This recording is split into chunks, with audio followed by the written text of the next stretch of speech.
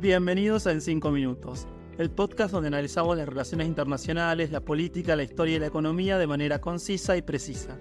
Soy Sebastián Candiotti, licenciado en Relaciones Internacionales, y te invito a descubrir junto a mí los eventos y curiosidades que han construido nuestra realidad global.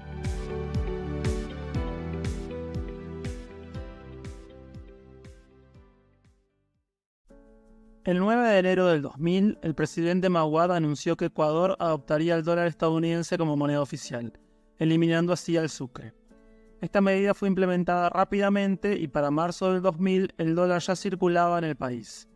La dolarización buscaba estabilizar la economía, frenar la inflación y recuperar la confianza de los inversores.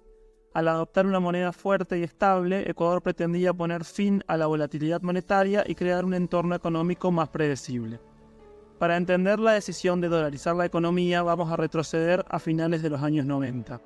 Ecuador estaba sumido en una profunda crisis económica y política. La inestabilidad era evidente. Desde 1996 hasta el 2000, el país tuvo 3 presidentes diferentes y enfrentaba protestas constantes y una creciente desconfianza en el gobierno. En términos económicos, la situación era muy adversa. La inflación estaba fuera de control. El sucre se devaluaba rápidamente, especialmente en 1999, lo que provocaba una pérdida de poder adquisitivo y una gran incertidumbre. La pobreza y el desempleo aumentaban y la fuga de capitales era preocupante. Además, la crisis bancaria del 99 llevó al colapso de más de la mitad de las entidades financieras, lo que profundizó aún más la recesión. En ese contexto, el presidente decidió un corralito bancario luego de una corrida a comienzos de ese año. Uno de los primeros efectos positivos de la dolarización fue la profunda reducción de la inflación. Pasó de un 96% en el 99 a menos del 10% en pocos años. Esto ayudó a estabilizar los precios y a recuperar parte del poder adquisitivo de los ecuatorianos. La estabilidad monetaria también atrajo inversión extranjera y fomentó el crecimiento económico. La dolarización también llevó a una mayor disciplina fiscal, ya que al no poder imprimir dinero, el gobierno tuvo que buscar otras formas de financiar sus gastos. Además, la estabilidad de la moneda redujo las tasas de interés, facilitando el acceso al crédito para las empresas y los consumidores. Sin embargo, la dolarización también trajo consigo varios problemas. Uno de los principales inconvenientes es la pérdida de soberanía monetaria.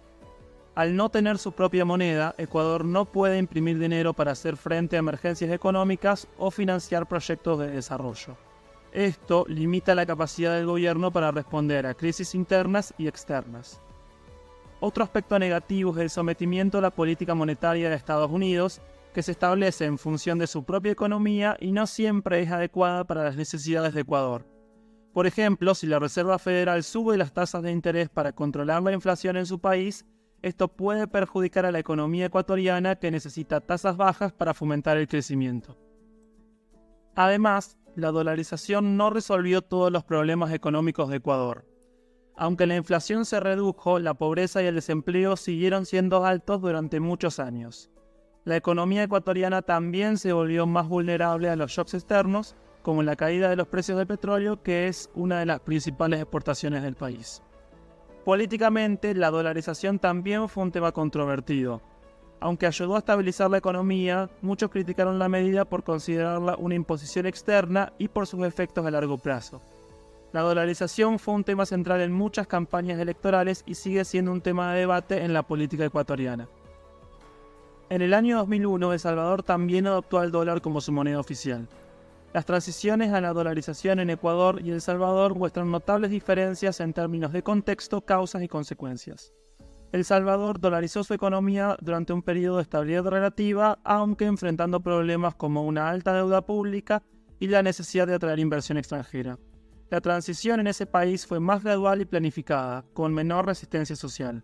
Sin embargo, mientras Ecuador enfrentó mayores problemas de pobreza y desigualdad persistente, El Salvador vio un aumento en la migración y la dependencia de las remesas, y la falta de una moneda propia limitó su competitividad en el mercado internacional.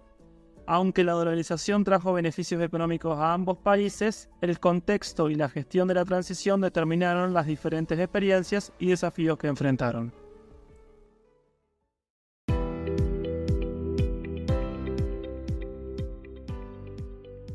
Gracias por acompañarme en este episodio de En 5 Minutos. Nos encontramos en el próximo capítulo para continuar nuestro viaje a través de las relaciones internacionales y los eventos que definen nuestro mundo.